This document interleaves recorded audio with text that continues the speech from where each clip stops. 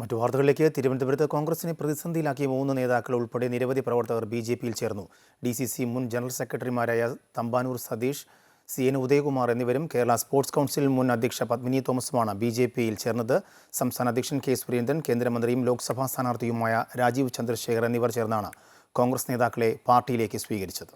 വേണുഗോപാലിന് പിന്നാലെ കൂടുതൽ കോൺഗ്രസ് നേതാക്കൾ ബി.ജെ.പിയിലേക്ക് എത്തുകയാണ്.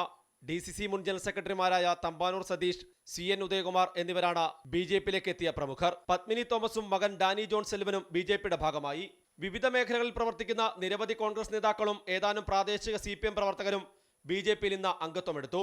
ബി.ജെ.പിയുടെ പാർലമെന്റ് തെരഞ്ഞെടുപ്പ് കമ്മിറ്റി ഓഫീസിലെത്തിയ നേതാക്കളെ സംസ്ഥാന അധ്യക്ഷൻ കെ സുരേന്ദ്രൻ, ബി.ജെ.പി സ്ഥാനാർത്ഥി രാജീവ് ചന്ദ്രശേഖർ എന്നിവരുടെ നേതൃത്വത്തിലാണ് സ്വീകരിച്ചത്.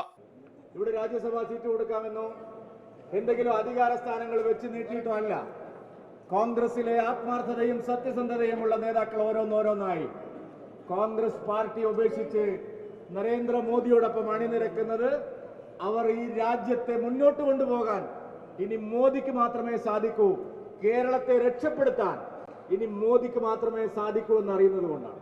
കോൺഗ്രസ് നേതൃത്വം തന്നെ അവഗണിച്ചതുകൊണ്ടാണ് ബി.ജെ.പിയിലേക്ക് എത്തിയതെന്ന് പത്മിനി തോമസ് പറഞ്ഞു. ഇന്ന് വരെ നിങ്ങൾ കേട്ടിട്ടുണ്ടോ ചരിത്രത്തിൽ ഏതെങ്കിലും ഒരു സ്ത്രീ KPCC ഓഫീസിന്റെ ഫ്രണ്ടിൽ അവരുടെ മുടി മൊട്ടയടിച്ച് പോയ വേദനയോടുകൂടി പോയ കാര്യം നിങ്ങൾക്കറിയാമല്ലോ. അങ്ങനെ എത്രയെത്ര മുകളിൽ ഇരുന്ന സ്ത്രീകൾ അവർ ഈ പ്രസ്ഥാനത്ത് നിന്ന് കളഞ്ഞിട്ട് പോയി. നേതൃത്വത്തിന്റെ തെറ്റായ പ്രവണതകൾക്കെതിരായ പ്രതിഷേധം കൂടിയാണ് തന്റെ ബി.ജെ.പി പ്രവേശനമെന്നായിരുന്നു തമ്പാനൂർ സതീഷിന്റെ പ്രതികരണം.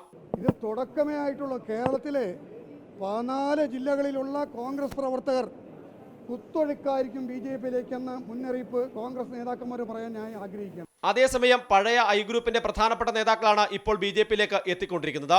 അതുകൊണ്ട് തന്നെ ഇനിയും കൂടുതൽ നേതാക്കൾ പാർട്ടിയിലേക്ക് എത്തുമെന്നാണ് ബി.ജെ.പി നേതൃത്വവും പുതുതായി വന്നവരും അവകാശപ്പെടുന്നത്. അമൃത ന്യൂസ്, തിരുവനന്തപുരം.